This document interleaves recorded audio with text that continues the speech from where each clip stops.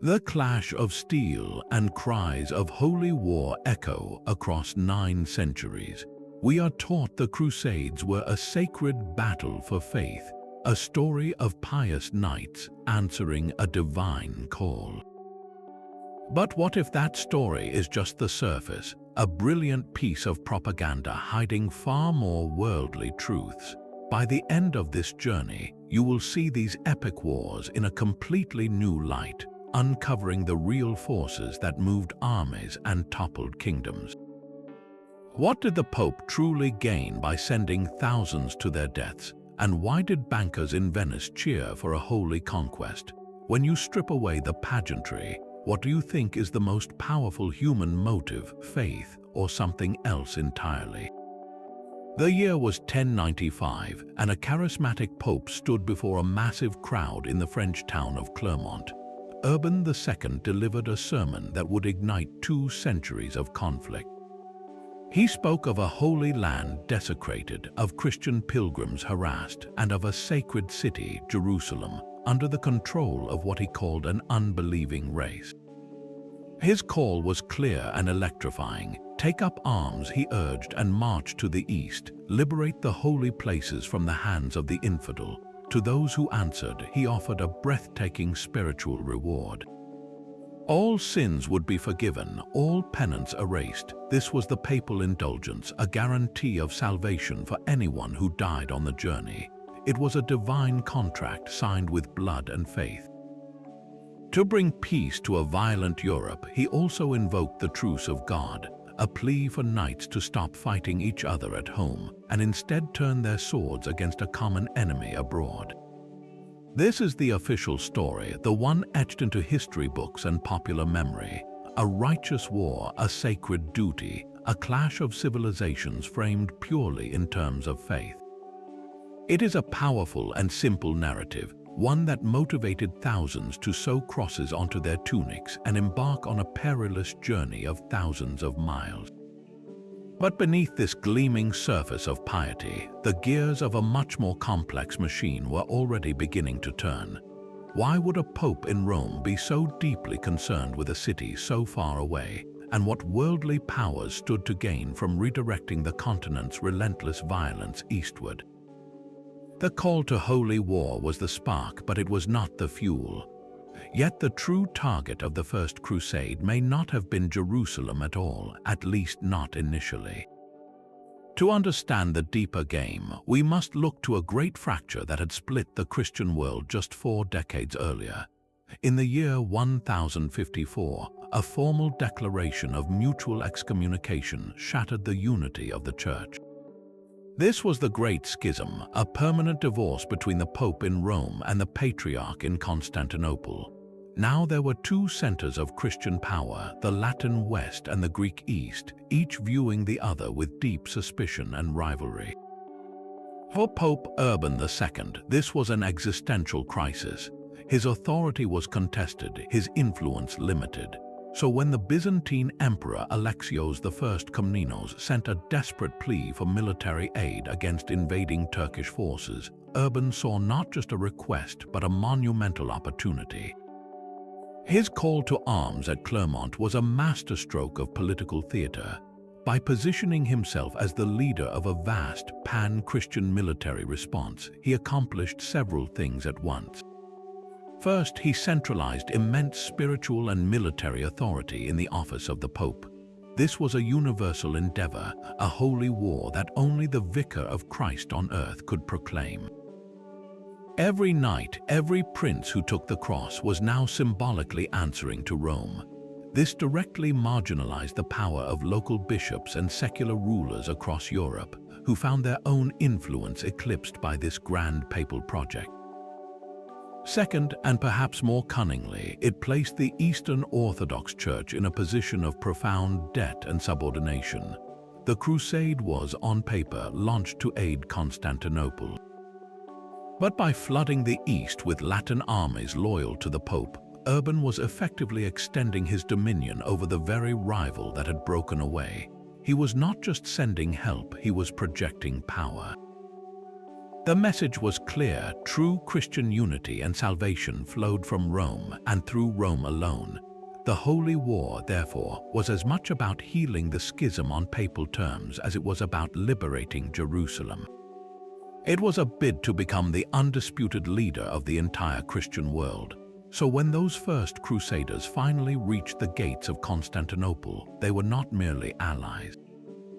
In the eyes of the Pope, they were the vanguard of a restored Roman authority. But how would these weary, ambitious Western knights react when they finally saw the staggering wealth and splendor of the ancient Byzantine capital? The spiritual mission was about to collide with a very human temptation. Emperor Alexios I Komnenos was a ruler fighting for his empire's survival, not for religious glory. His plea to the West was a precise, calculated military request born of desperation. The Seljuk Turks had shattered his armies at the Battle of Manzikert in 1071, seizing the heartland of Anatolia, which is modern-day Turkey. For Byzantium, this was not just a loss of territory, it was a catastrophic blow to its food supply, its tax base, and its strategic depth. So when Alexios sent his ambassadors to Pope Urban, he asked for something specific: a contingent of well-trained professional mercenary soldiers. He wanted a manageable force he could pay, control, and deploy to help him recapture key cities and fortresses. His goal was the restoration of Byzantine borders, not the liberation of far-off Jerusalem. He envisioned a neat, surgical operation under his direct imperial command. What arrived at his gates in the autumn of 1096, however, was nothing short of a tidal wave. This was not a professional army, it was a vast, chaotic migration of faith and ambition. First came the disorganized and desperate masses of the People's Crusade, a ragged horde that pillaged the countryside and was swiftly destroyed by the Turks. Then the main forces arrived, the armies of the great Western lords like Godfrey of Bouillon and Bohemond of Taranto. To Alexios, they must have looked like barbarians from an old tale, fierce, undisciplined, and terrifying in their numbers and fervor. They were not paid mercenaries who would follow orders. They were proud, independent princes who had taken a sacred vow to God, not to him. The emperor's calculated request had unleashed something utterly uncontrollable. From the Byzantine perspective, this presented a terrifying dilemma. On one hand, these crusaders were a potentially useful hammer against the Seljuk Turks. Their sheer ferocity could break enemy lines Alexios's own troops could not. On the other hand, they were an existential threat camped outside the greatest city in the Christian world. The Byzantines watched with a mixture of awe and horror as these rough Western knights gazed upon the staggering wealth of Constantinople, its golden churches, its silken robes, its libraries filled with ancient knowledge. To the Crusaders, this was a world of almost mythical splendor. To Alexios, every covetous glance was a potential prelude to conquest. His hidden fear was not of the Muslim enemy to the east, but of the Christian ally from the west. He needed their swords, but he desperately feared being overshadowed, or worse, having his own empire become the first prize of the crusade.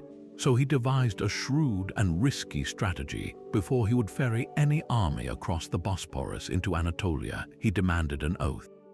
Each crusading leader had to swear fealty to him, promising to return any former Byzantine lands they captured.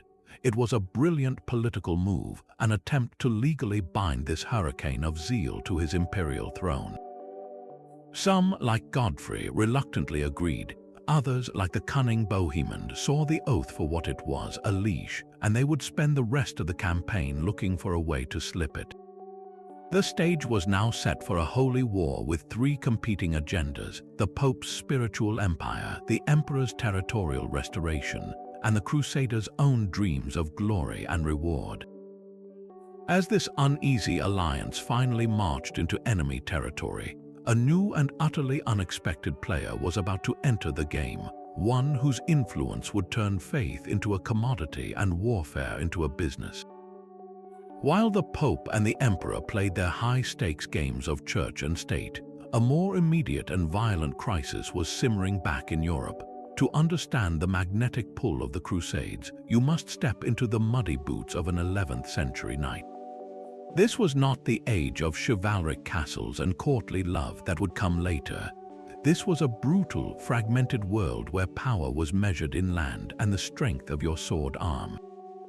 And here lay a fundamental, dangerous problem. Inheritance laws across Europe followed a principle called primogeniture, meaning the entire family estate, the land, the title, the wealth, passed to the eldest son alone. This kept estates intact and powerful, but it created a surplus of ambitious, trained, and utterly restless younger brothers. These men were known as the Juvens, the youth. They were knights in every sense, skilled in warfare, raised on tales of glory, but with no land of their own to rule, no wealth to command, and no clear future beyond serving in the household of their elder brother. Their energy and violence had no legitimate outlet at home, so they created their own. They turned to private wars, raiding neighboring lords, pillaging peasant lands, and turning the countryside into a patchwork of petty, endless conflicts. They were a destabilizing force, a class of professional fighters with nothing to lose and everything to prove. For the nobility and the church, this constant low-grade warfare was a nightmare. It disrupted the economic order, made travel dangerous, and challenged the authority of both local lords and distant kings. The so-called peace and truce of God movements, where the church tried to ban fighting on certain days, were largely failing attempts to contain this chaos. Then came Pope Urban's call. It was a social and political masterstroke disguised as a spiritual mission. The Crusade offered the perfect solution, a sanctioned, even holy, channel for all that destructive energy.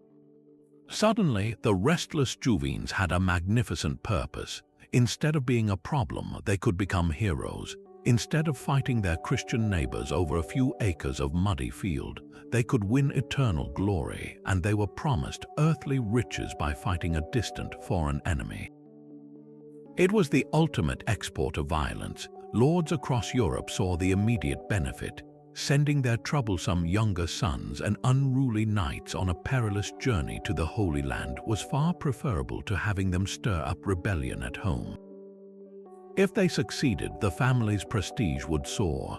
If they died, they would achieve martyrdom, and the domestic power structure would be more secure. The Crusade, therefore, functioned as a massive pressure valve. It pacified internal conflicts by redirecting aggression outward.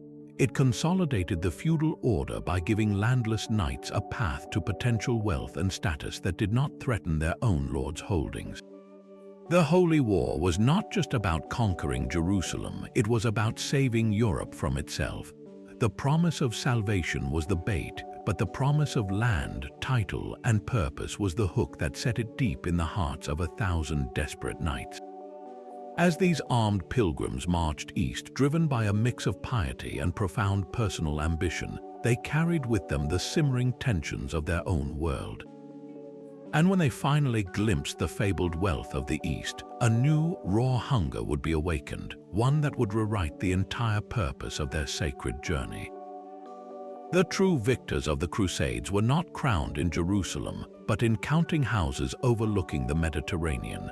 While knights fought for salvation and kings for glory, a new kind of power was rising in the Italian port cities of Venice, Genoa, and Pisa.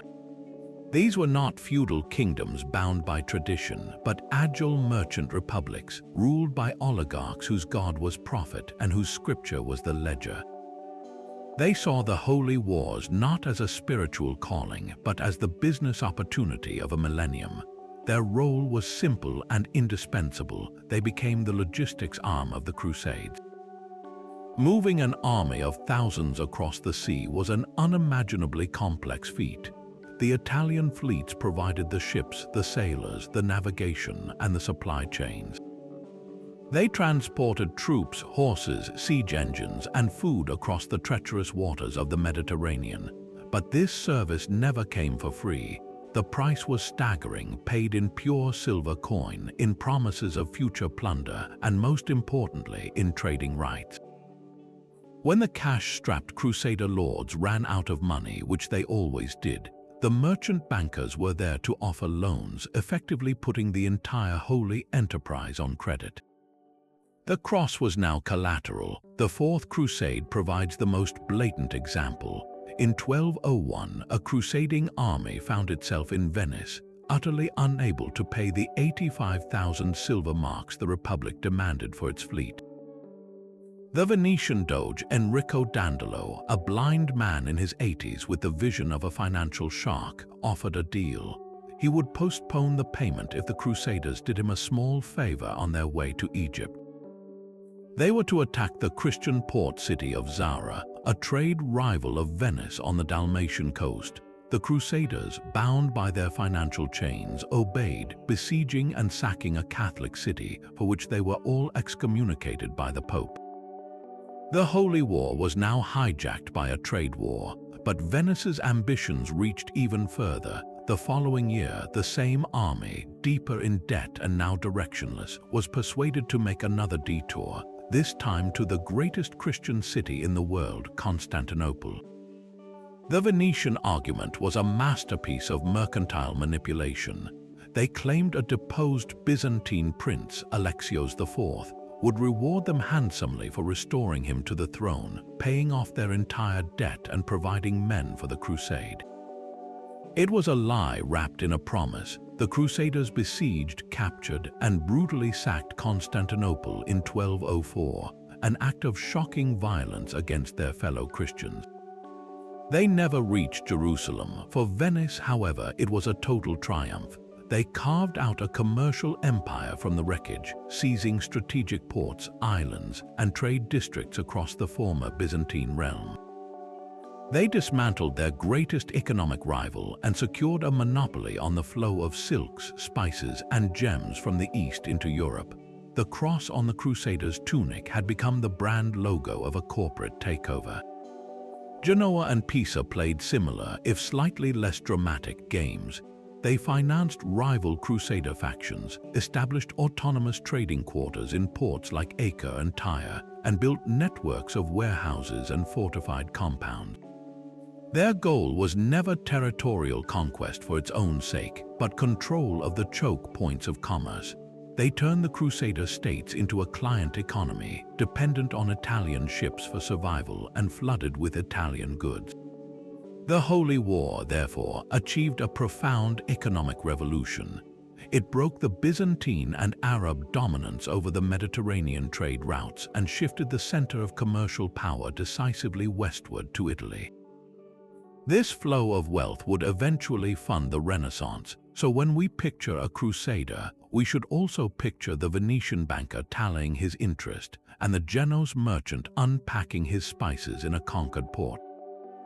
Their hidden war was not for the Holy Sepulchre but for the market share, and in that war they won everything. But if faith was a pretext and commerce a powerful engine, what dark, primal force truly fueled the everyday violence of these wars, and how did the Church attempt to sanctify the unsanctifiable?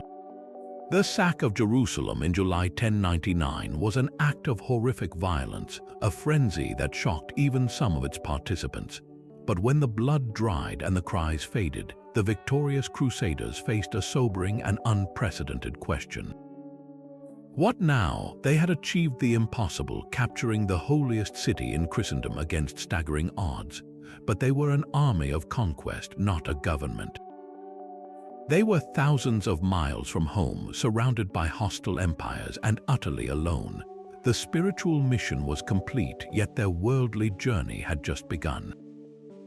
The answer was not to establish a grand theocracy ruled by priests, but to do what they knew best. They built a kingdom. In fact, they built 4 of them.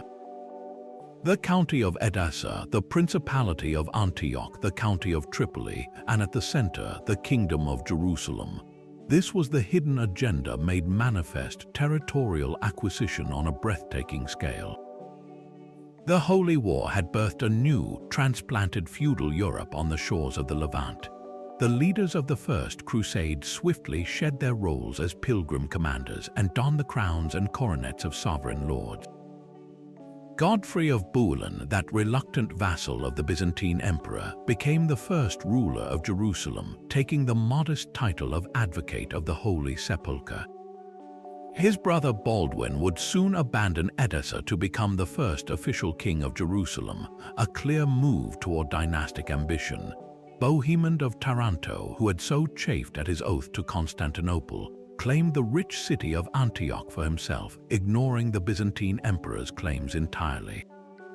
These men were not guardians of a pilgrimage route, they were empire builders. They divided the conquered lands into fiefs, granting castles and towns to their loyal knights, just as they would have back in France or Normandy. They imported the entire feudal system with its lords, vassals, serfs, and codes of law. The church was given vast properties and influence, but it was the sword, not the cross, that held ultimate authority. The new rulers faced a perpetual crisis of manpower, however. Most crusaders, having fulfilled their vow, simply went home. To survive, the Crusader states had to attract permanent settlers. They offered land and status to new arrivals, creating a unique society known as the Outremer, the land beyond the sea. This was a fragile frontier kingdom, a thin strip of European culture clinging to the coast of Asia. And almost immediately, the cracks began to show. The very feudal ambitions that fueled their creation now threatened to tear them apart. The lords of Antioch, Tripoli, and Jerusalem were just as likely to fight each other over borders and succession as they were to unite against a common Muslim foe. They formed shifting alliances, sometimes even with local Muslim emirs against their Christian rivals. The dream of a unified Christian Holy Land was quickly fractured by the old, familiar politics of greed and power. The Crusader states became less a beacon of faith and more a distant, quarrelsome set of European baronies, struggling to survive in an alien world. Their existence was a paradox, a spiritual endeavor that resulted in the most worldly of prizes. And it raised a troubling question for the faithful back in Europe. If this was God's kingdom on earth, why did it look so much like the flawed, warring kingdoms they had left behind? Amidst the fragile Crusader kingdoms, a new kind of knight emerged. In the year 1118, 9 French knights took vows of poverty, chastity, and obedience before the Patriarch of Jerusalem. Their stated mission was simple and noble: to protect the pilgrims who traveled the dangerous roads from the coast to the holy city. They called themselves the poor fellow soldiers of Christ and of the Temple of Solomon, later known to the world as the Knights Templar. With their distinctive white mantles adorned with a red cross, they became the elite standing army of the Crusader states, a monastic military force sworn to a life of austerity and combat. This is the image history remembers, the pious warrior monks, but their true legacy and their hidden power lay not in their swords but in their ledgers. What began as a small band of protectors evolved, with breathtaking speed, into the medieval world's first truly multinational banking corporation. Their transformation started with a practical need. Pilgrims traveling from Europe faced not only bandits and hardship, but also the immense risk of carrying large sums of money across thousands of miles. A pilgrim could be robbed and left destitute long before reaching Jerusalem. The Templars provided a brilliant solution. A man could deposit his coin at a Templar preceptory or commandery in London or Paris. In return, he received a letter of credit, an encrypted piece of parchment. He could then travel, essentially penniless and safe from thieves, to the Holy Land. Upon presenting his letter at the Templar fortress in Acre or Jerusalem, he would receive the equivalent value in local currency, minus a modest fee for the service. The Templars had invented a system of secure, long-distance financial transfer. Their network of fortified preceptories, which stretched from England to Cyprus, functioned as banks, treasuries, and armored caravans. They were trusted absolutely, bound by their religious vows, and their fortresses were the safest places in the world to store wealth. Kings, nobles, and popes began using them not just for pilgrimage, but for affairs of state. The Templars became the treasurers for the French crown. They managed papal finances across Europe. They provided massive loans to fund wars and crusades, effectively becoming the creditors to the most powerful men in Christendom. Their financial power was staggering. They held mortgages, issued loans with interest through creative bookkeeping, and managed complex estates for absentee lords who had gone crusading. A king needing cash for a campaign would not melt down his crown jewels, he would pawn them to the Templars. Their Paris temple became the center of European finance, a fortress vault where the wealth of nations was secured. This incredible financial empire was built in the shadows of their religious mission. The same discipline that governed their monastic lives governed their accounts. Their secrecy was legendary, and their loyalty was to the order itself above any king. And that, in the end, is what sealed their fate. Their wealth and secretive independence made them a target. When the Crusader states finally fell and the Templars' military purpose faded, their financial power remained a glaring temptation. In 1307, King Philip IV of France, deeply in debt to the order, orchestrated one of history's most infamous betrayals. On a single day, Friday the 13th of October, he had every Templar in France arrested on trumped-up charges of heresy and corruption. Their vast wealth was confiscated, and after a brutal show trial, the last Grand Master was burned at the stake. The order was dissolved by a pope under Philip's control. They were destroyed not for failing as knights, but for succeeding too brilliantly as bankers. Their hidden evolution from protectors of pilgrims to masters of capital reveals the ultimate truth of the Crusades. Even the most sacred symbols could be leveraged for worldly power, and the pursuit of God and gold were often two sides of the same coin. While the Templars mastered finance, their great rivals pursued a different, yet equally formidable path to power. The Knights Hospitaller began not with a sword, but with a bandage. Decades before the First Crusade, around the year 1023, a group of pious merchants from the Italian city of Amalfi founded a hospital in Jerusalem dedicated to Saint John the Baptist. Its mission was pure and simple: to care for sick, poor, and weary pilgrims arriving in the holy city. They offered shelter, medicine, and compassion, a beacon of Christian charity in a harsh land. For nearly a century, they were known simply as the Hospitallers, the healers. The seismic shock of the First Crusade and the establishment of the Crusader states changed everything. As violence became a constant feature of life in the Outremer, the Order's role evolved out of grim necessity. To protect their hospital and the pilgrims they served, they took up arms. By the 12th century, they had formally become a military order, the Knights of the Order of the Hospital of St. John of Jerusalem.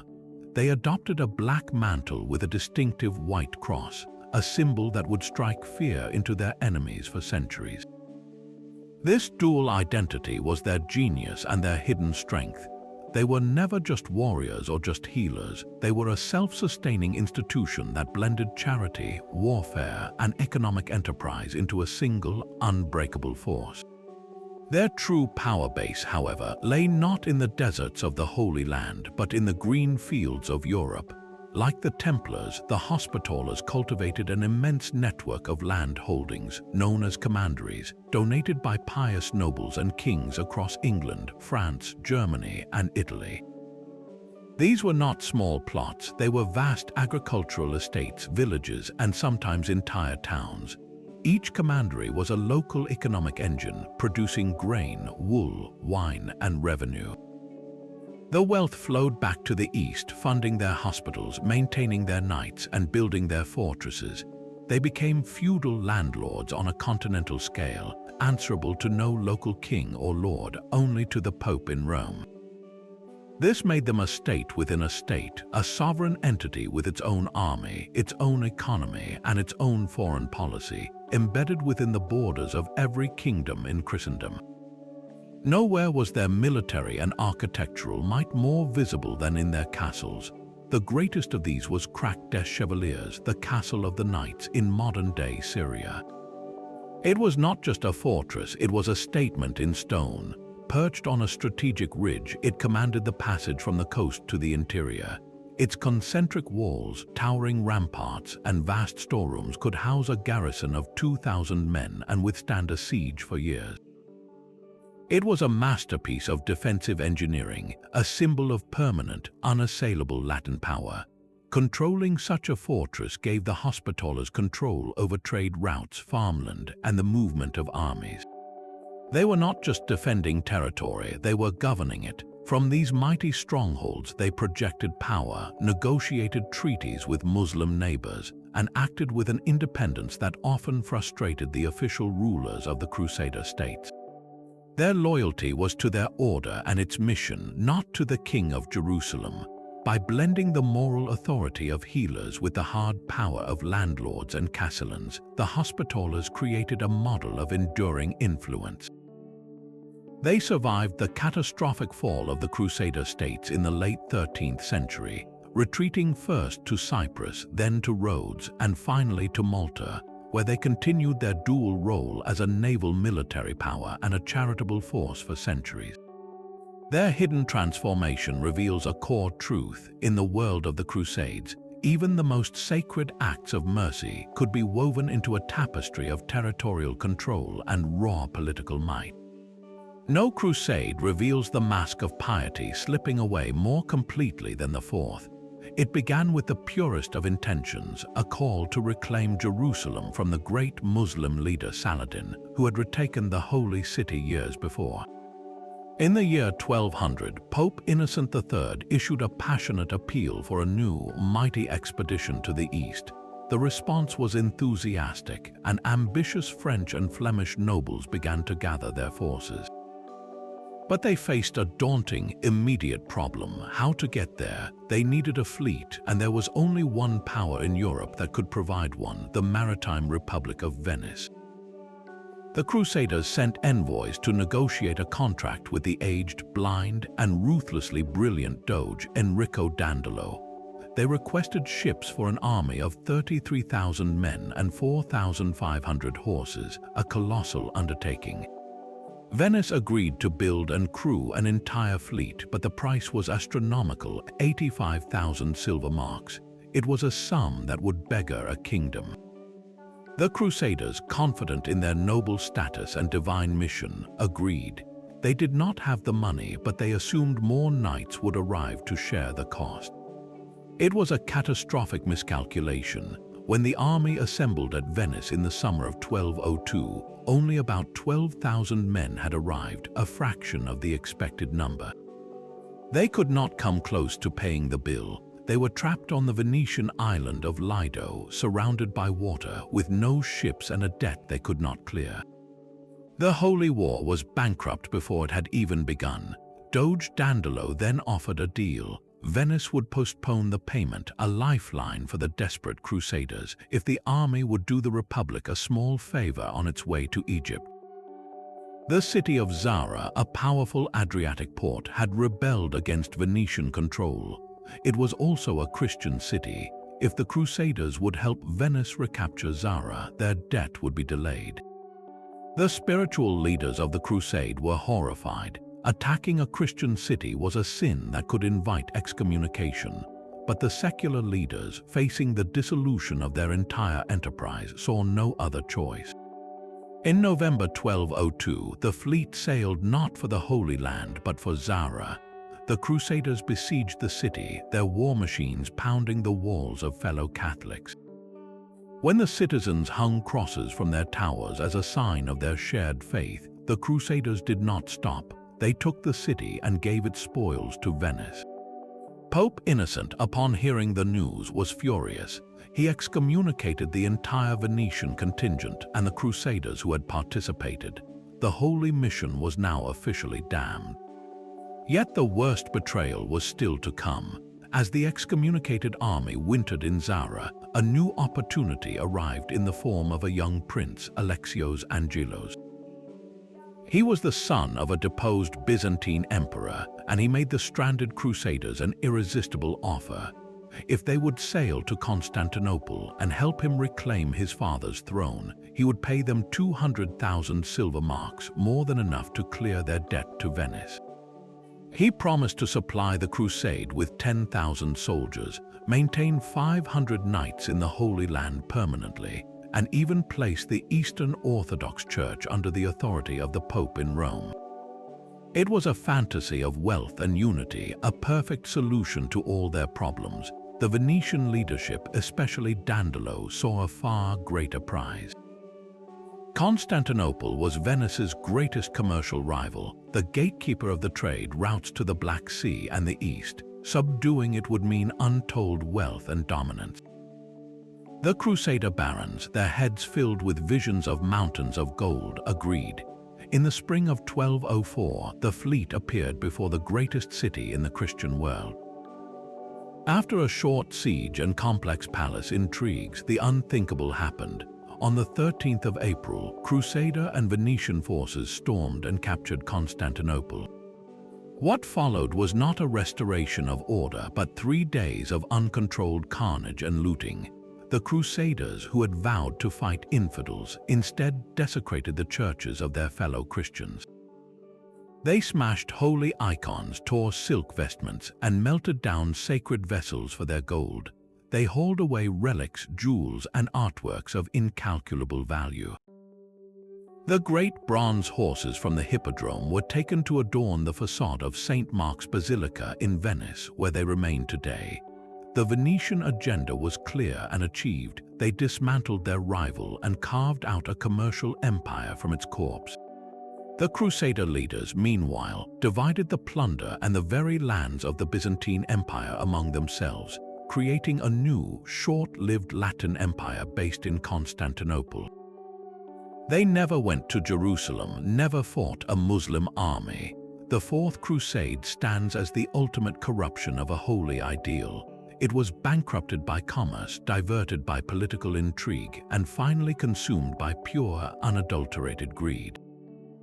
The cross on their tunics became nothing more than a brand for a corporate raid, and the dream of liberating the Holy Land was drowned in the gold of a Christian city they were meant to protect. For 3 days and nights, the air over Constantinople was thick with smoke and screams. The Crusaders, exhausted by the siege and driven by a desperate hunger for reward, cast aside their vows and gave in to a frenzy of destruction. They did not see a city of fellow Christians, but a prize, a treasure chest to be cracked open. Ancient libraries, repositories of classical knowledge preserved for a millennium, were put to the torch, their priceless manuscripts feeding the flames. Mosaics that had glittered for centuries were pried from the walls, the tiny glass tiles scattering across marble floors like broken dreams. Statues of Greek philosophers and Roman emperors were toppled and melted down for their bronze. The sheer scale of the vandalism was an act of cultural annihilation, a wound from which the memory of the ancient world would never fully recover. But the looters were not just vandals, they were also devout in their own twisted way. They turned their rapacity toward the city's most sacred objects, believing these held both spiritual and immense monetary power. From the great church of the Holy Apostles, they stole what was believed to be the crown of thorns, the very relic pressed upon the head of Jesus. From the Pharaoh's chapel, they took a simple piece of linen, said to be the burial shroud of Christ himself, an object that would later be known as the Shroud of Turin. These were not merely stolen, they were ransomed. Years later, the cash-strapped Latin emperor would pawn the crown of thorns to Venetian bankers, who then sold it to King Louis IX of France, who built the breathtaking Sainte-Chapelle in Paris just to house it. The holiest relics of Christendom became commodities in a brutal pawnshop, their journey west funded by the sack of the East. The material plunder was beyond counting. Ships groaned under the weight of gold, silver, jewels, silks, and icons. The 4 great bronze horses that had adorned the Hippodrome for 800 years were hauled down and shipped to Venice, where they still stand atop St. Mark's Basilica, a permanent monument to the raid. Priceless classical sculptures were loaded onto vessels bound for cathedrals and castles across Europe. The wealth of an empire that had stood for 1,000 years was stripped bare in 72 hours. The deepest irony, the one that echoes through history with a sickening clarity, is that this was all done under the sign of the cross. An army summoned to fight Muslims to liberate the Holy Land from unbelievers had instead turned its violence upon the greatest Christian metropolis on earth. They shattered the bulwark that had shielded Europe from the East for centuries. The Byzantine Empire, though it would stagger on for another 200 years, was mortally wounded, bled of its wealth, its prestige, and its spirit. The Fourth Crusade did not harm Islam, it crippled Christendom. In that act of catastrophic greed, the Crusaders revealed the ultimate hidden agenda, one that had been simmering beneath the surface of every holy war. When the choice finally came between the distant dream of Jerusalem and the immediate, blinding wealth of Constantinople, the dream didn't stand a chance. The sack of Constantinople revealed a crusading spirit utterly corrupted by greed. But perhaps the most heartbreaking distortion of that spirit came just a decade later, in a movement that traded the violence of knights for the innocence of children. We know it as the Children's Crusade, a story so shrouded in legend and sorrow that the truth is almost impossible to grasp. The traditional tale, passed down for centuries, is both simple and devastating. In the year 1212, in the aftermath of the Fourth Crusade's shame, a sense of spiritual crisis hung over Europe. The failure of the great lords and kings to secure Jerusalem led many to a radical conclusion. Perhaps God had rejected the powerful and the prideful. Perhaps only the pure of heart, the sinless, could succeed where armored knights had failed. From this fervent belief emerged two charismatic child prophets. In France, a shepherd boy named Stephen of Clermont arrived at the court of King Philip II, claiming a letter from Jesus had commanded him to lead a crusade of children to peacefully convert the Muslims. In Germany, a boy named Nicholas of Cologne began preaching a similar message, gathering thousands of young followers with his fervor. According to the legend, tens of thousands of children, some as young as 12, abandoned their homes and families to follow these young visionaries. They believed the Mediterranean Sea would part for them, just as the Red Sea had for Moses, allowing them to walk dry-shod to the Holy Land. They marched south, singing hymns, their faith their only weapon. The ending, as the story goes, was one of unmitigated tragedy. When they reached the sea at Marseille and Genoa, the waters did not part. Instead, two seemingly kind merchants offered them free passage on 7 ships. The children boarded, grateful for the miracle, but the miracle was a lie. The ships sailed not for Palestine, but for the slave markets of North Africa. Those who survived the journey were sold into a life of bondage. Not a single child ever reached Jerusalem. It is a poignant and terrible story, a fable about the exploitation of pure faith. But historians now peer through the layers of myth and find a more complex and in some ways even darker reality. The first clue is in the language. The Latin chroniclers called the participants pueri. This word can indeed mean children, but in the context of the time, it more often meant country people or peasants. It was a term for the poor and the powerless, not necessarily the young. Many of these crusaders were likely not little children, but impoverished adolescents and landless young adults, shepherds and laborers from desperate rural families. They were the dispossessed, the ones who had nothing to lose and everything to gain from a promise of divine intervention. Their movement was less a children's parade and more a desperate popular uprising of the poor, a cry of faith from the very bottom of society. The role of the merchants, however, remains chillingly plausible. The Mediterranean slave trade was a vast and brutal business. Unscrupulous traders would have seen this mass of naive, leaderless poor folk not as pilgrims but as easy prey. The promise of free passage was the perfect trap. Contemporary accounts, though fragmented, support a grim outcome. One chronicler notes that after 18 years, a priest who had gone with the group returned from exile with a terrible story. He reported that in the year 1217, the young crusaders had indeed been betrayed, sold into slavery in Alexandria. Another source mentions a group of German Puri arriving in Rome, where the Pope gently told them to go home, and that some eventually made it to Brindisi, only to be turned back. The threads of truth within the legend point to a profound exploitation. Whether they were literal children or just the childlike poor, their faith was weaponized against them. They were casualties of a cynical world that had learned to commodify the crusading impulse itself. After the grand ambitions of popes and the financial schemes of bankers, this tragic episode exposes the final, raw layer of the hidden agenda. When all else was stripped away, the crusading ideal could be reduced to its most vile form, a lure to ensnare the most vulnerable and turn their hope into profit.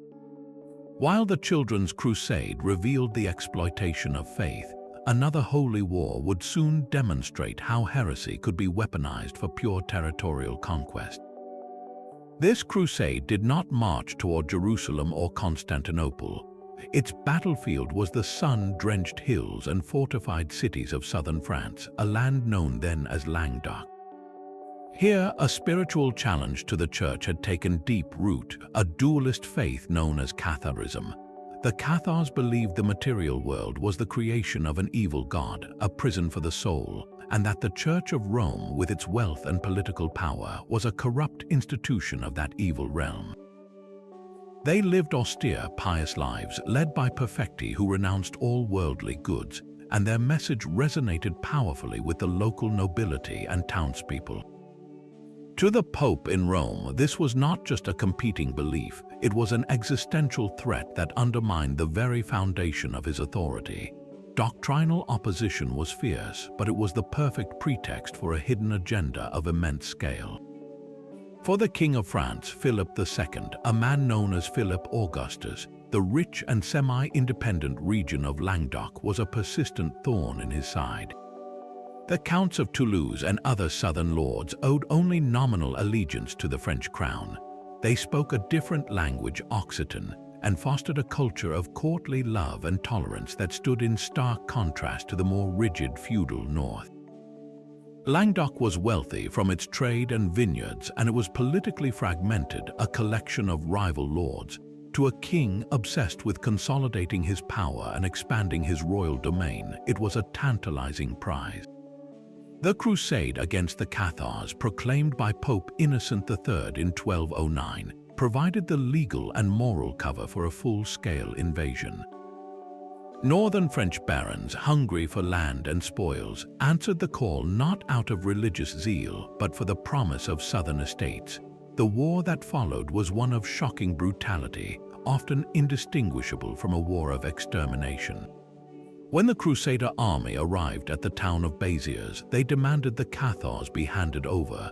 The townsfolk refused. What happened next became a chilling symbol of the Crusade's true nature. A churchman, asked how to distinguish heretic from faithful Catholic, is famously reported to have said, "Kill them all. God will know his own." The town was stormed, and thousands of men, women, and children were massacred within the church where they sought sanctuary. This was not a theological dispute, it was a campaign of terror designed to break resistance. For 20 years, the war raged across Languedoc, a conflict marked by sieges, betrayals, and atrocities. The great fortress of Carcassonne fell, the intellectual center of the Cathar faith, the mountain stronghold of Montségur, was captured after a long siege, and over 200 perfecti were burned alive in a massive pyre. With each victory, northern French lords seized southern lands, and the authority of the French crown stretched steadily southward. The Count of Toulouse was stripped of most of his territories, which were absorbed into the royal domain. The distinct culture of the south was systematically dismantled, its language suppressed, its autonomy crushed. The Albigensian Crusade, named for the city of Albi, succeeded in eradicating the Cathar heresy. But its greater, hidden success was the political unification of France under the Capetian monarchy. It proved that the machinery of holy war, once perfected in the East, could be brought home and turned inward with devastating efficiency. Faith was the banner, but the prize was always land and power. And this raised a final, unsettling question. If crusades could be called against fellow Christians over belief and territory, what other invisible lines might they cross in the relentless pursuit of control? While the cross was raised against heresy in France, a different kind of holy war was unfolding in the cold, dense forests of the Baltic. For 3 centuries, a relentless campaign of conquest moved across a frontier few in Jerusalem or Rome would ever see. These were the Northern Crusades, a slow, grinding effort to subdue the pagan tribes of the Slavs, Balts, and Finns. On the surface, it was the same story, a sacred duty to spread the light of Christianity to those living in darkness. But the reality on the frozen ground was a raw struggle for land, wealth, and a new German empire. The first calls came in the late 12th century when a Cistercian monk named Lionheart arrived at the mouth of the Daugava River to preach to the Livonian people. His peaceful mission failed. What followed was the establishment of a military order, the Brothers of the Sword, whose name said everything about their methods. They were soon absorbed into the larger, more formidable Teutonic Knights, an order originally founded as a hospital during the Siege of Acre. Exiled from the Holy Land after its fall, the Teutonic Knights found their true calling not in the desert but in the snow. They became the architects of a holy war of colonization. With papal blessing, they launched annual campaigns called Reisen, or journeys, where knights from across Germany would travel north for a season of fighting, earning spiritual merit and, more tangibly, a claim to new territory. The pagan tribes, worshipping gods of thunder and forest, fought fiercely from their hill forts, but they were fragmented, facing a highly disciplined military machine backed by the wealth and manpower of all Christendom. The hidden agenda here was not subtle. For the German nobility, this eastern frontier was a land of opportunity, a chance to carve out vast feudal estates far from the crowded lands of the Holy Roman Empire.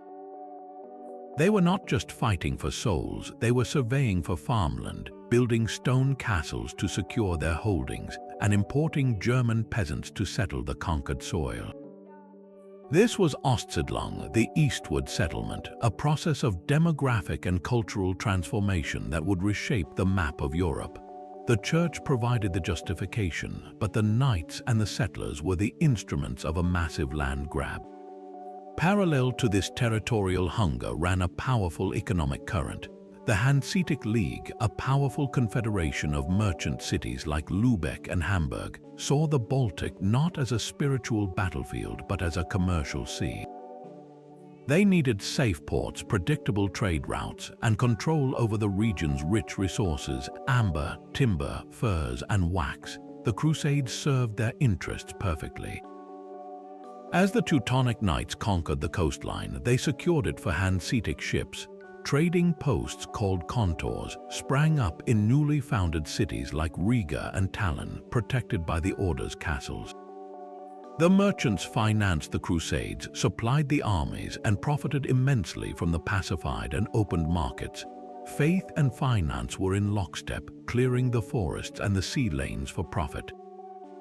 The most lasting testament to this hidden agenda is the creation of Prussia. The ancient Baltic Prussians were a fierce people who resisted conversion for decades. The Teutonic Knights, with relentless cruelty, waged a war of extermination and resettlement. By the end of the 13th century, the Prussian people and their culture had been largely erased. Their lands were renamed, repopulated with German settlers, and governed from the Order's magnificent brick fortress at Marienburg. Prussia was not a converted kingdom, it was a manufactured state, a monastic corporation ruling over a colonized territory with an iron fist. This was not a fleeting campaign, it was a centuries-long project of cultural assimilation, where the sword and the plow worked together to erase one world and build another in its image. The Northern Crusades revealed the model in its purest form, holy war as a sustained engine for territorial expansion and economic domination, where the line between missionary and conqueror vanished entirely. Richard the Lionheart stands as the archetypal Crusader king, a figure carved from legend. His very name evokes images of chivalric valor and epic battles under the desert sun. Yet behind the romantic facade of the warrior king, Richard I of England was driven by a very personal and powerful ambition, the relentless pursuit of immortal glory. For him, the Third Crusade was not merely a duty to God or a strategic necessity. It was the greatest stage in the world upon which to perform the ultimate act of knightly heroism. His participation was a calculated career move for a man whose currency was reputation. He spent only 6 months of his 10-year reign in England, draining its treasury to fund his grand expedition, viewing the kingdom less as a responsibility and more as a bank to finance his legacy. From the moment he took the cross alongside King Philip II of France in 1189, the campaign became a duel of egos as much as a holy war. The two monarchs were bound by a fragile alliance, but their rivalry was profound. Philip, a shrewd and calculating ruler, was focused on the pragmatic goal of reclaiming the coastal cities of the Holy Land. Richard, in contrast, was consumed by the dream of retaking Jerusalem itself, the ultimate prize that would echo through history with his name attached. Their partnership was poisoned by mutual suspicion and competition. When they jointly captured the vital port of Acre after a grueling 2-year siege, their victory was marred by pettiness. Richard offended Philip by casting down the banner of the French king from the city walls, a public insult that underscored their contest for supremacy. Philip, falling ill and perhaps weary of playing second fiddle to Richard's theatrics, soon abandoned the crusade and returned to France, where he immediately began scheming to seize Richard's land. This left Richard alone in the spotlight, free to pursue his epic but also bearing the full weight of expectation. His most fascinating relationship, however, was not with his Christian rival, but with his Muslim adversary, Saladin. Here, Richard's quest for glory took a curious turn. He seemed to crave the respect of the great Sultan as much as victory over him. Their conflict was punctuated by extraordinary acts of chivalric theater. When Richard's horse was killed at the Battle of Arsuf, Saladin famously sent him 2 fresh mounts, an acknowledgement of his foe's prowess. They exchanged gifts and messengers, and Richard even proposed marrying his sister to Saladin's brother to peacefully unite Jerusalem under their rule, a wildly impractical idea that spoke to his sense of grand dramatic gestures. This complex, almost respectful rivalry fed Richard's legend, but it often came at the cost of sound strategy. His brutal massacre of 2,700 Muslim prisoners at Acre after a dispute over ransom terms was a stain on his chivalric image and hardened Muslim resistance. His march to within sight of Jerusalem not once, but twice, only to retreat both times without attacking, revealed a painful tension. He was warrior enough to reach the holy city, but statesman enough to know he could never hold it with his depleted forces. To storm the walls and fail would tarnish his military reputation, so he chose to preserve his legend intact by turning away, prioritizing the myth of his invincibility over the risky chance for complete triumph. In the end, Richard secured a 3-year truce with Saladin that guaranteed Christian pilgrims access to Jerusalem, a modest achievement for such a colossal expenditure of blood and treasure. He left the Holy Land in 1192, his name forever etched into crusading lore, but the strategic situation largely unchanged. His crusade was a masterpiece of personal branding, a campaign where every battle, every gesture was performed with an eye on history's judgment. For Richard the Lionheart, the Holy War was the ultimate arena, and his true objective was not just the salvation of his soul, but the immortalization of his name. 2 centuries after the first knights marched east, the crusading dream had curdled into a cycle of failure and cynicism. Yet one monarch sought to wash that stain away with the purest waters of faith. King Louis IX of France, a ruler who would be canonized as Saint Louis, embodied a Crusader ideal that seemed untouched by the greed and politics of the past. His piety was legendary, wearing a hair shirt under his royal robes, washing the feet of the poor, and dispensing justice beneath an oak tree at Vincennes. For him, the crusade was not a path to glory or land, but a sacred pilgrimage of atonement and duty. When he took the cross in 1244 after a severe illness, he saw it as a divine summons to rescue the faltering cause. He financed the entire expedition from the royal treasury, refusing to burden his subjects with special taxes, and assembled the largest, best organized force Europe had seen.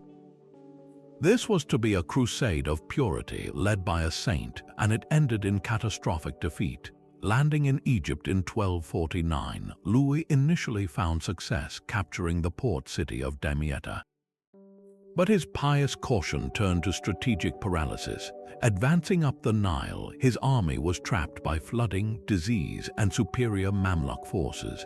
At the Battle of Al-Mansura, his brother was killed and his forces decimated. Louis himself was captured, ransomed for a king's fortune, and spent 4 years in the Holy Land, not as a conqueror, but as a pilgrim king using his ransom money to fortify coastal cities. He returned to France a humbled man, but his faith was unbroken. Decades later, in 1270, now old and frail, he embarked on a second crusade. It was an even greater disaster. His fleet never reached the Holy Land, diverted instead to Tunis in North Africa, where dysentery swept through the camp. Louis died on the scorching sands, his last word whispered to be Jerusalem. On the surface, his life reads as a tragic tale of sincere devotion punished by misfortune. But beneath the saintly narrative, a shrewd political mind was at work. Louis understood that moral authority was the ultimate source of royal power. By positioning himself as the most Christian king, the perfect crusader, he accomplished what brute force could not. He unified his notoriously quarrelsome French nobility under a sacred national mission, binding them to the crown through shared spiritual purpose rather than feudal obligation. His crusades were a theater of piety where he was the undisputed lead, elevating the French monarchy to the status of God's chosen instrument on earth. This spiritual prestige allowed him to enact sweeping domestic reforms, centralize royal justice, and negotiate treaties from a position of unassailable moral high ground. He made Paris not just a political capital, but a spiritual one, building the Sainte-Chapelle as a radiant reliquary for the crown of thorns, a physical symbol that the holiness of Jerusalem now resided in France. His crusades, though military failures, were a masterstroke in branding. They positioned France as the new heart of Christendom, a mantle once worn by the now fallen Holy Roman Empire and the discredited papacy, which was mired in scandal.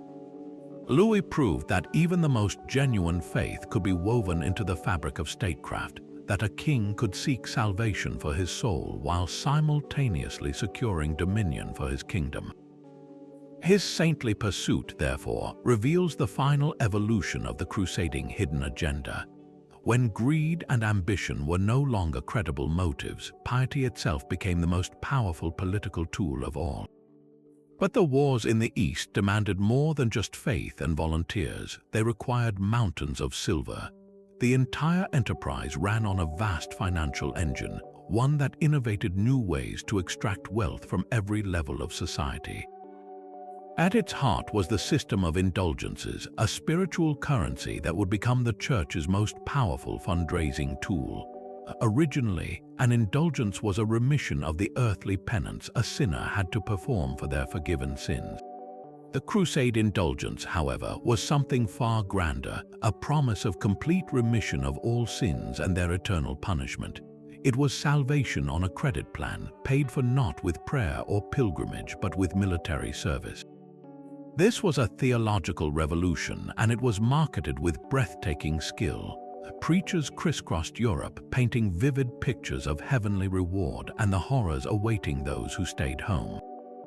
They turned the cross from a symbol of faith into a financial instrument, one that promised the ultimate return on investment, eternal life. The proceeds, the vast donations of land, money, and equipment from those who took the vow, flowed directly into the church's coffers, funding the logistical machinery of war. For those who could not go, a parallel system emerged. They could purchase a partial indulgence by contributing money to support a crusader, effectively buying a share in the spiritual merits of the Holy War. This created a financial network where piety and patronage were inextricably linked, turning every Christian into a potential investor in the conquest of Jerusalem. But even this river of devotional cash was not enough. The staggering costs of raising, arming, and transporting armies forced kings to innovate in ways that would permanently reshape their power. The most famous example is the Saladin tithe, levied in England and France in 1188 after the Sultan's capture of Jerusalem. It was a radical measure, a direct tax of 10% on the movable property and revenues of everyone who did not take the cross.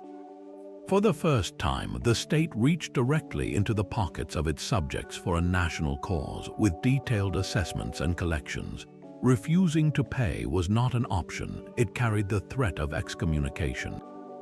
This tithe was a financial and administrative marvel, but also deeply unpopular, a heavy burden that showed how the Holy War could justify unprecedented government intrusion. The Crusade, therefore, became a laboratory for economic and political centralization. Kings discovered that the call to holy war gave them the moral authority to tax more deeply and govern more directly than ever before. The faithful were paying for these wars in two currencies, the coin that filled royal treasuries and the conscience that was soothed by the promise of paradise. This financial engine, humming with the energy of both fear and faith, proved that the most enduring legacy of the Crusades might not be the castles they built in the sand, but the systems of power and payment they cemented at home. The greatest treasures looted from Constantinople were not gold or jewels, but objects believed to hold divine power. When the Crusaders returned to Europe, they brought with them a flood of sacred souvenirs, fragments of the true cross, bones of apostles, vials of the holy blood, and even the foreskin of the infant Jesus. Overnight, the market for holiness exploded. Every cathedral, every monastery wanted a piece of this spiritual power, not just for salvation but for survival. A church that possessed a major relic became an instant pilgrimage destination, and where pilgrims traveled, money followed. They needed food, shelter, and souvenirs of their own, pouring wealth into the local economy and the church's collection box. The relic was not just an object of veneration, it was a town's primary economic engine, a magnet for devotion and coin. This created an insatiable demand, one that the supply of genuine articles could never hope to meet.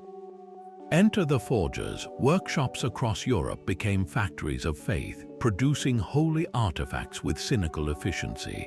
A merchant traveling from the east could sell a bag of ordinary bones as the remains of a martyr.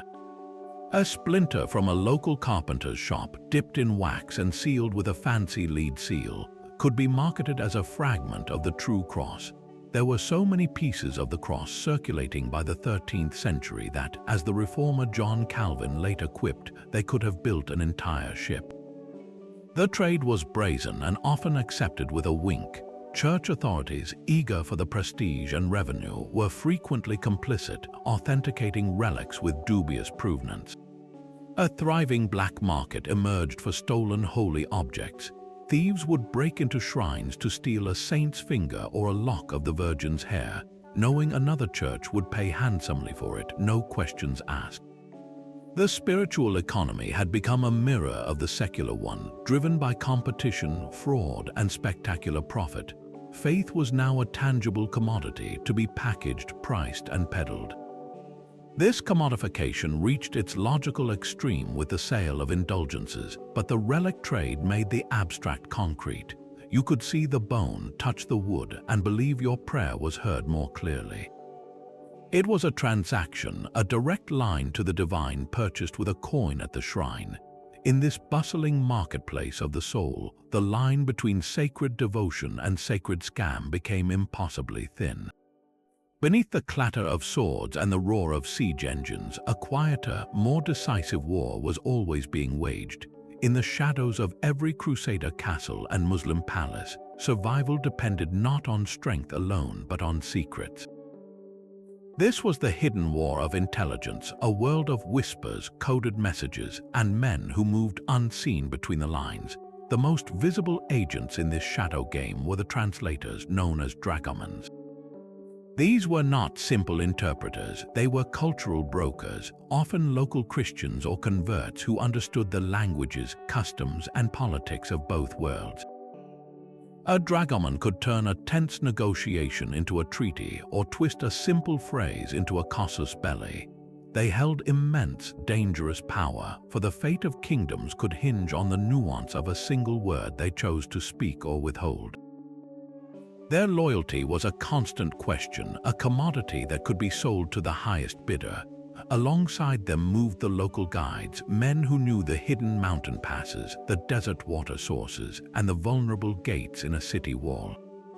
An army's entire campaign could succeed or fail based on the truthfulness of one man leading them through a barren landscape. These guides were the unsung architects of military history, their names lost while the generals they served became legend. But the true masters of this clandestine realm were the Nizari Ismailis, a Shiite Muslim sect known to the Crusaders simply as the Assassins. From their remote, eagle's nest fortresses in the Syrian mountains, they cultivated a reputation that struck terror into the hearts of both Christian and Sunni Muslim leaders. They were not an army, they were a precision instrument. Their weapon of choice was not battlefield confrontation, but targeted public murder, often carried out in broad daylight by agents who were willing, even eager, to die in the act. This made them the ultimate covert operators, a secret service that could reach anyone, anywhere. Their Grand Master, known as the Old Man of the Mountain, used this fearsome reputation as his primary diplomatic currency. He did not seek open war with the powerful Crusader states to his west or the great Sunni empires to his east. Instead, he negotiated. He would send subtle threats or sometimes startling gifts to both sides. A Crusader baron might wake to find a dagger plunged into the pillow beside his head, a clear message that his life was forfeit if he threatened assassin caravans. Conversely, the assassins might provide crucial intelligence to a Crusader leader about the movements of a common Sunni enemy. The most famous story involves the assassin leader Rashid ad-Din Sinan sending an ambassador to the Crusader king, the future Emperor Henry VI. The envoy performed a breathtaking demonstration. He ordered 2 of his own men to leap to their deaths from a high tower to prove their absolute obedience. The message was unmistakable. The assassins commanded a loyalty beyond fear or reason. They were not mere mercenaries, they were a psychological weapon. This allowed their small sect to play the 2 colossal powers against each other, securing their own survival and autonomy for generations. For Crusader and Sultan alike, dealing with the Old Man of the Mountain was a delicate dance. You could not conquer his mountain fortresses easily, but you could, with careful diplomacy and timely tribute, ensure his daggers were aimed at your rivals. In this way, the Shadow War often dictated the moves of the Open One. A truce might be brokered not because of a battle lost, but because of a secret whispered by a dragoman in a darkened tent. An army's route might change not due to enemy knights, but because a guide sold its location to an ambush party. The real map of the Crusades was not drawn with borders of kingdoms, but with lines of information, deception, and fear, a web where the spinner in his mountain fortress often held more real power than the king on his throne. Amidst the sieges and sermons, a quieter, more profound exchange was taking place in the markets and courtyards of the Crusader states. The very kingdoms founded by the sword became, almost against their will, a vibrant crossroads of civilization. Here, in the ports of Acre and the courts of Antioch, European knights and merchants lived side by side with Arab doctors, Jewish scholars, and Byzantine artisans. This daily contact slowly eroded the crude stereotypes of holy war, revealing a world of sophisticated knowledge that had been largely lost in the West. The greatest treasure carried back to Europe was not in chests of gold, but in the pages of books, ideas that would quietly help dismantle the medieval mind and plant the seeds for a new age. European medicine, for instance, was a brutal affair of bleeding and prayer. In the East, Crusaders and their families encountered a medical tradition centuries more advanced. They saw hospitals like the great one in Jerusalem, originally run by the Knights Hospitaller, which were clean, organized, and separated patients by illness. They learned of Arab physicians like al-Razi and Ibn Sina, known in the West as Rhazes and Avicenna, whose encyclopedic works detailed everything from anatomy to pharmacology. Their texts introduced concepts of quarantine, the use of anesthesia in surgery, and complex herbal remedies. A knight wounded by an arrow might find his life saved not by a Latin monk, but by a Muslim surgeon using techniques and instruments far beyond anything he had seen at home. This practical, life-saving knowledge began a slow seep back into Europe, challenging old superstitions and laying groundwork for future scientific study. Even more transformative was the recovery of ancient Greek thought. For centuries, the works of philosophers like Aristotle, Plato, and Ptolemy, along with scientists like Archimedes and Galen, had been preserved not in European monasteries but in the libraries of the Islamic world. Arab and Persian scholars had not only saved these texts from oblivion, they had translated them, commented on them, and built upon them with brilliant innovations in mathematics, astronomy, and optics. In the cosmopolitan atmosphere of cities like Antioch and Tripoli, a crucial translation movement began. Often sponsored by local bishops or curious nobles, teams of Christian, Jewish, and Muslim scholars worked together to translate these Arabic versions of Greek classics into Latin, the language of European learning. Imagine a monk from Normandy, trained in scripture, sitting with a Syrian Christian translator and an Arab mathematician. Together, they painstakingly turn an Arabic copy of Euclid's Elements or Ptolemy's Almagest, a treatise on the stars, into a language Western scholars could finally understand. Through this collaborative, unheralded work, Europe regained its own philosophical inheritance, filtered through the lens of Islamic scholarship. Concepts of logic, empirical observation, and the very structure of the cosmos flooded into universities just beginning to form in Paris and Oxford. This was not a conquest of land, but a reconquest of knowledge. The works of Aristotle, arriving with the commentaries of the philosopher Ibn Rushd, known as Averroes, would ignite intellectual controversies that forced European theology to engage with reason, ultimately helping to spark the Renaissance. The irony is breathtaking. A series of wars launched in part to assert the superiority of Western Christianity became the very pipeline through which the superior knowledge of the East flowed back to revitalize the West. The Crusaders, who came to give the East their truth, ended up receiving a far greater gift in return, a lost world of ideas that would eventually help Europe emerge from its own intellectual isolation. This cultural borrowing was the ultimate hidden agenda, one not of power or profit, but of the human mind's irrepressible curiosity. And it forces us to wonder what other profound connections were being made in the shadows of those epic conflicts, bonds that transcended the hatreds of the battlefield. For the fractured Muslim world, the sudden arrival of the Crusaders was a shock of terrifying clarity. The initial incursions did not meet a unified Islamic front, but a landscape shattered into rival emirates and caliphates. The Sunni Abbasid Caliph in Baghdad was a figurehead with little real power. The Shiite Fatimid Caliphate ruled Egypt but was in decline. In between, cities like Damascus, Aleppo, and Mosul were ruled by independent Turkish warlords who spent as much time fighting each other as any foreign invader. This political chaos was the true reason the First Crusade succeeded so spectacularly. The Crusaders did not defeat a mighty empire, they picked their way through a divided house. Yet that very invasion would become the catalyst that finally forced the house to unite. The constant existential threat on their doorstep provided a powerful new narrative, one that ambitious leaders could wield to silence local rivals and rally the population under a single banner.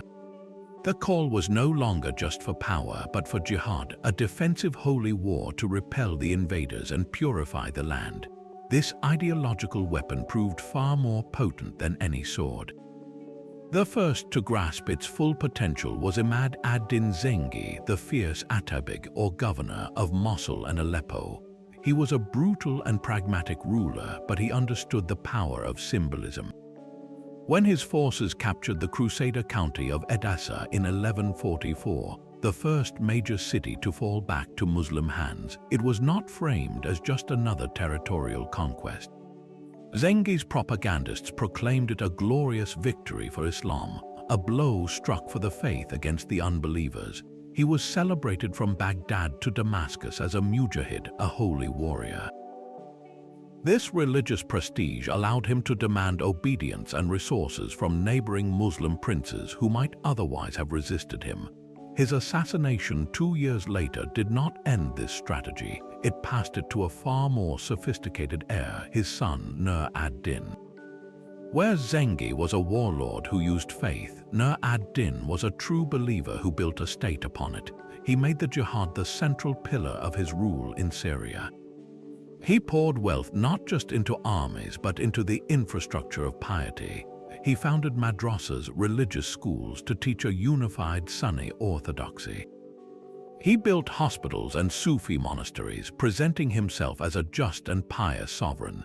His campaign was as much cultural and religious as it was military, systematically undermining the Crusader states by winning the loyalty of the local Muslim population and painting the Franks as permanent alien occupiers.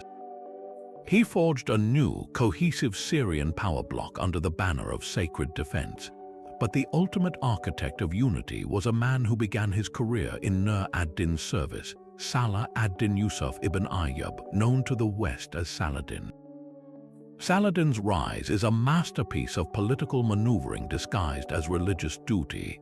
Sent to Egypt as part of a Syrian military expedition, he skillfully maneuvered to supplant the fading Fatimid regime. In a stunning move, he abolished the Shiite Fatimid Caliphate in 1171 and restored Sunni orthodoxy, pledging allegiance to the Abbasid Caliph in Baghdad.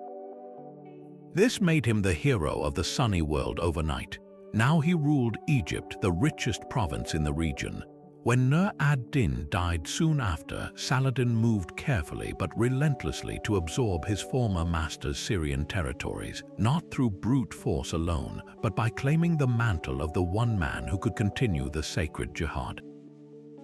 He spent over a decade diplomatically coaxing, coercing, and occasionally fighting rival Muslim princes into submission, always framing his expansion as a necessary prelude to confronting the Crusaders. His true genius was in his public image. He cultivated a reputation for chivalry, mercy, and unwavering faith, a stark contrast to the often brutal infighting of the Crusader lords. When he finally achieved his goal, destroying the Crusader army at the Battle of Hattin in 1187 and recapturing Jerusalem, it was the culmination of a 50-year project that began with Zengi.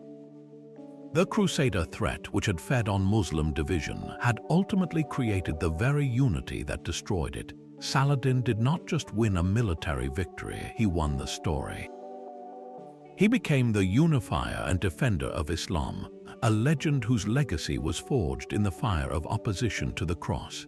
The idea of a holy war did not vanish with the last Crusader castle. It simply changed its uniform. For centuries, the crusading model, a papal blessing to conquer lands and convert or subdue non-Christians, lay dormant in Europe's political imagination, a powerful blueprint waiting to be reused. When Portuguese caravels began probing the coast of West Africa in the 15th century, they were not just explorers or merchants. They were, in the eyes of the Church and their own kings, continuing the sacred mission. Pope Nicholas V issued a bull in 1455 granting Portugal the right to conquer and enslave pagans in newly discovered lands, explicitly to spread the Christian faith. The language was a direct echo of Urban II's call, but the battlefield had shifted from Jerusalem to Guinea. The enemy was no longer the Muslim, but the so-called infidel of a new world. This spiritual license became the legal and moral foundation for the slave trade and territorial seizure, transforming the Crusade from a medieval military campaign into an engine for global empire. The conquistadors who followed carried this mentality across the Atlantic. When Hernán Cortés marched into Mexico, he had his chaplain read the Requerimiento, a document demanding the native peoples submit to the church and the Spanish crown or face war and enslavement. It was a bizarre ritual, often read in Spanish to uncomprehending listeners from a safe distance before an attack commenced. The substance, however, was pure Crusader logic, a divine mandate used to justify immediate and brutal conquest. The goal was not merely gold, though that was paramount, but also the salvation of souls, a convenient duality that allowed plunder and piety to march hand in hand. This ideological framework made the violence not just acceptable, but righteous in the minds of the conquerors. They saw themselves as the new knights, bringing light to a world of darkness, and in doing so, they inherited the Crusaders' most dangerous hidden agenda, the belief that their culture and faith gave them an inherent right to dominate others. By the 19th century, the rhetoric had evolved once more, shedding its explicitly religious garb for the secular language of civilization and progress. Yet the underlying structure remained eerily familiar. European powers carving up Africa and Asia during the scramble for Africa did not speak of taking the cross, but of the white man's burden. They spoke of a sacred duty to uplift, educate, and Christianize what they termed backward races. The mission was now scientific and racial, but the sense of destined superiority and the justification for violent appropriation were unchanged.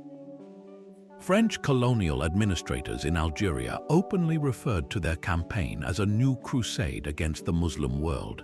British poets and politicians framed empire as a noble Christian endeavor. The crusading impulse, born in the 11th century, had been secularized and nationalized, but its core function persisted: to sanctify expansion and exploitation. This long thread connects the siege of Jerusalem to the colonization of continents. It reveals how a medieval idea of sacred warfare could be endlessly repurposed, providing a timeless script for power. The banners changed, but the battle cry, in essence, remained the same. The echoes of those medieval wars still rumble through our headlines today. The word crusade itself has never shed its heavy armor. Politicians and pundits reach for it instinctively, a linguistic shortcut to frame a modern conflict as something more than politics, as a sacred existential struggle. When a leader declares a crusade against a social ill, against drugs, or against terrorism, they are not just announcing a policy, they are invoking that thousand-year-old legacy of holy war, whether they understand its full weight or not. This is not a neutral term. It carries the baggage of religious conquest of a binary world view where one side possesses absolute righteousness and the other is cast as an infidel to be vanquished. The danger lies in this careless borrowing, in using the vocabulary of medieval holy war to describe a complex modern geopolitical issue. It simplifies the enemy into a caricature and sanctifies one's own cause, shutting down dialogue and justifying extremes. The most chilling modern resurrection of this narrative, however, comes from those who embrace it deliberately. For extremist groups seeking to recruit followers and legitimize violence, the Crusades are not ancient history. They are a living grievance and a ready-made script.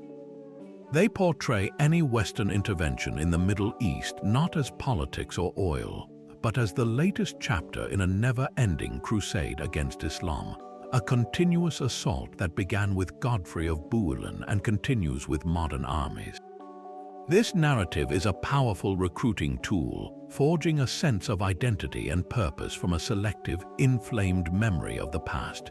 It allows them to frame their own brutal actions not as terrorism, but as a defensive jihad, a direct response to a centuries-old invasion. Tragically, this mirror image can be reflected back by some in the West, who might view entire regions or religions through the same distorted lens of a perpetual clash of civilizations, a concept itself born from a simplistic reading of crusading history. This is the hidden agenda's final, most insidious legacy, the transformation of a complex historical period into a dangerous modern myth. When we hear the word crusade used today, we must listen carefully. Is it a metaphor for determined effort, or is it a dog whistle summoning the ghosts of religious wars to divide the present? The past does not repeat itself, but its stories can be weaponized, and few narratives have proven as enduringly powerful or as perilous as the one forged in the dust of the road to Jerusalem. So we are left with a tangle of motives, a history that refuses to fit into a simple story of good versus evil. The Crusades were not a single thing. They were a shape-shifting phenomenon, a story told in many languages, each with its own hidden vocabulary. To call them a holy war is not wrong, but it is like describing a hurricane only as wind. You miss the pressure systems, the ocean currents, the complex physics that create the storm. For every knight who marched east with a heart full of pure devotion, there was a pope calculating the expansion of his authority, a younger brother dreaming of a fiefdom of his own, and a Venetian merchant drafting a contract for ships he had not yet built. They were all part of the same vast movement, yet they were embarking on entirely different journeys. This is the crucial revelation. The Crusades were a mirror held up to every facet of human ambition. They reflected our capacity for profound, self-sacrificing faith, yes, but they also reflected our hunger for power, our genius for commerce, our desperate need for social order, and our relentless pursuit of legacy. The same event that produced the saintly agony of Louis IX also produced the cold, corporate piracy of Enrico Dandolo. The vow that could lead a man to poverty and prayer as a Templar could also lead him to become a banker to kings. This is not a contradiction that needs to be resolved.